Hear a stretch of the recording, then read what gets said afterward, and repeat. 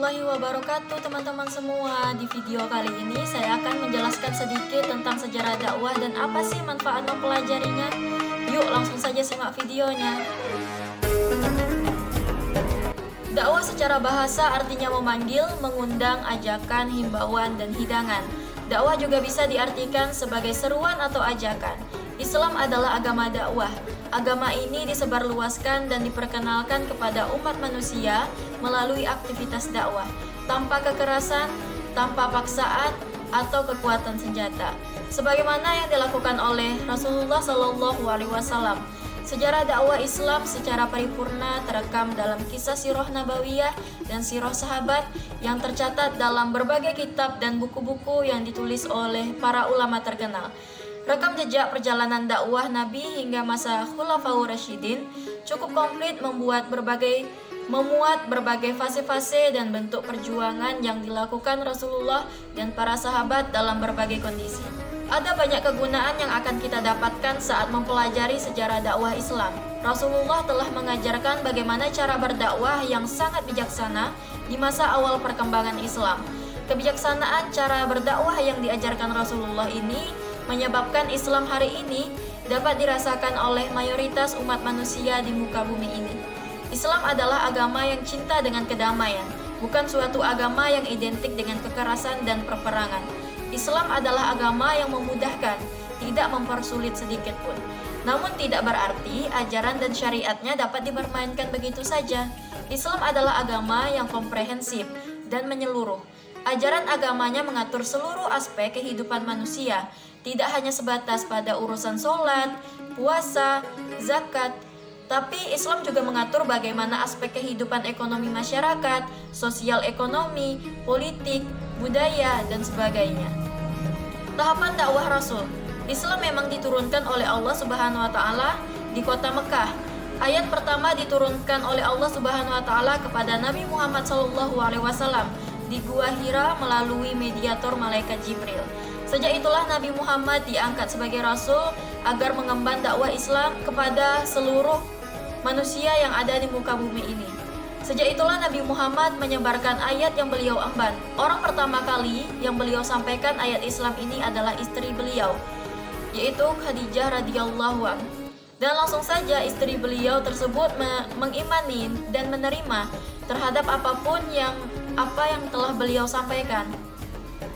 Dakwah di kota Mekah. Rasul menyampaikan Islam di kota Mekah sebab memang ayat tersebut turun saat beliau berada di kota Mekah dan menjadi penduduk kota Mekah. Rasul menyampaikan dakwah Islam ini terlebih dahulu kepada kerabat beliau, setelah kepada istrinya tercinta, lalu juga kepada saudara terdekat beliau. Rasul juga mengajak keponakannya Ali, lalu Ali pun juga ikut beriman. Rasul juga mengajak kepada budak beliau yaitu Zaid, dan Zaid pun juga ikut beriman. Rasul juga mengajak kepada sahabat karib beliau Abu Bakar, lalu beliau pun juga ikut beriman. Rasul juga menyeru kepada penduduk kota Mekah, dan sebagian ada yang beriman, namun juga ada sebagian yang tetap dalam kekufuran mereka. Pada tahapan dakwah kali ini, ajaran Islam disampaikan secara sembunyi-sembunyi. Yang dimaksudkannya ialah disembunyikannya siapa saja para sahabat yang telah masuk ke dalam Islam. Ada sebagian yang menerima, ada sebagian yang menerima namun masih menyembunyikan keislaman mereka. Namun tidak sedikit ada yang malah merintangi ataupun menolak apa yang beliau sampaikan. Para sahabat banyak menerima penolakan dengan cara yang sangat kasar. Mereka banyak dihina, dianiaya, bahkan ada yang sampai terbunuh. Hal ini dilakukan oleh para pemuka atau pimpinan kaum kafir Quraisy.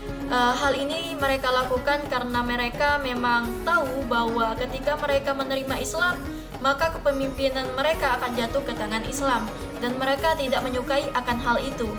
Dakwah di kota Madinah. Setelah banyaknya kendala dakwah yang terjadi, maka turunlah ayat yang memerintahkan Rasul agar hijrah ke kota Madinah.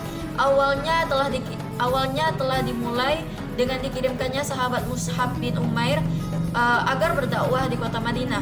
Mus'ab bin Umair menyampaikan dakwah kepada pimpinan suku yang ada di Madinah. Beliau mengajarkan inti dari ajaran Islam. Dengan masuknya Islam para pemuka Madinah ini, maka seluruh pengikut mereka juga masuk ke dalam Islam. Tahapan dakwah di kota Madinah ini lebih terfokuskan pada penerapan hukum Islam, karena memang setelah kurun waktu 1 tahun Mus'ab bin Umair menyebarkan dakwah di sana. Masyarakat Madinah menyatakan kesediaan mereka menerima Islam dan berhukum kepada hukum Islam. Seketika Rasulullah telah sampai di kota Madinah, maka Rasul mulai membangun sebuah negara yang berdasarkan semua aturannya dengan anggaran yang ada di dalam ajaran agama Islam. Dengan itu, Islam menjadi dasar bagi negara yang baru didirikan oleh Rasulullah, dan Rasul sebagai kepala negara lalu memiliki tugas untuk menyebarkan Islam ke luar kota Madinah. Karena memang Islam haruslah disebarluaskan kepada seluruh umat manusia. Penyebaran ini dilakukan dengan dakwah, yaitu pengiriman utusan-utusan ke daerah yang ada di luar kota Madinah. Hal kedua yang digunakan sebagai cara buat penyebaran Islam ini adalah dengan perang. Ini merupakan jalan terakhir, dan manfaat sejarah dakwah ini dalam kita mempelajarinya adalah yang pertama, menjadi pelajaran bagi para penggiat dakwah dan umat hari ini. Salah satu fungsi primer sebuah sejarah Islam adalah menjadi pelajaran bagi orang-orang generasi sesudahnya. Banyak kejadian-kejadian krusial yang telah terjadi di masa awal mula dakwah Islam dirintis oleh generasi awalun atau generasi pertama. Pelajaran kemenangan perang Badar, kekalahan perang Uhud, kesulitan dakwah Rasulullah di fase Makkiyah atau di kota Mekah, perjuangan Rasulullah di awal mula ia mendapatkan perintah dari Allah Subhanahu wa taala agar menyebarkan dakwah Islam dan sebagainya lainnya. Seluruh hal dan kejadian krusial ini tidak lain merupakan pelajaran berharga bagi aktivis dakwah hari ini.